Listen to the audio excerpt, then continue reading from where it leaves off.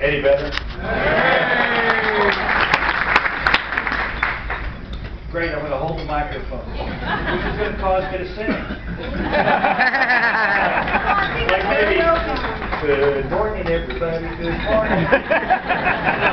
BJ is not a morning person. Anyway, she's right, at the White House you had to have a sense of humor, and I have to admit I was sort of the jokester of the West Wing. But the mayor of the West Wing, as I like to, the guys in the mess call me Mr. Mayor.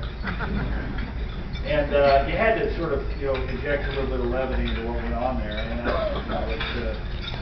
occasionally I found myself doing it. Once I stole a car on the White House grounds.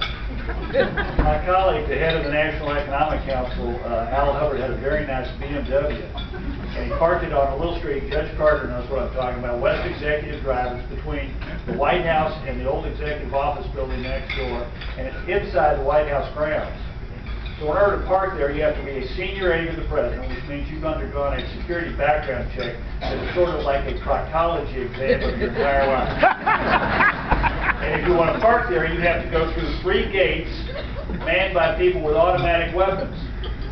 They have a dog that goes over to your car and makes sure that there are no explosives there, and then you drive over a device before the final gate that's sort of a crystalline box in the driveway. I never figured out exactly what it was, but I was always afraid that if they didn't open up the gate immediately and I was stuck there for a few seconds, I'd find myself on the bridge of the Starship Enterprise.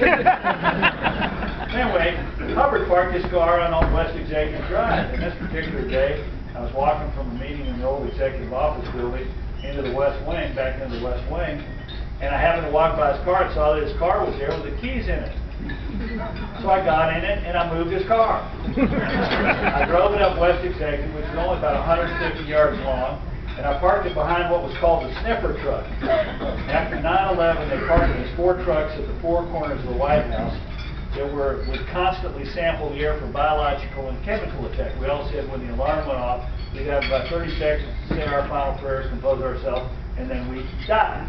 Anyway, so it was a big truck and it served the purpose. I parked the car behind it, and I wasn't there, but I have 2 eyewitnesses who said at the end of the day when Hubbard came out, he looked around for his BMW, couldn't find it, flipped open his cell phone and called his assistant, whose name was Dougie, and yelled at her, "Dougie, they stole my car! My car is gone!" Now, he eventually found his car, but this was such a good joke that I did it again. And again.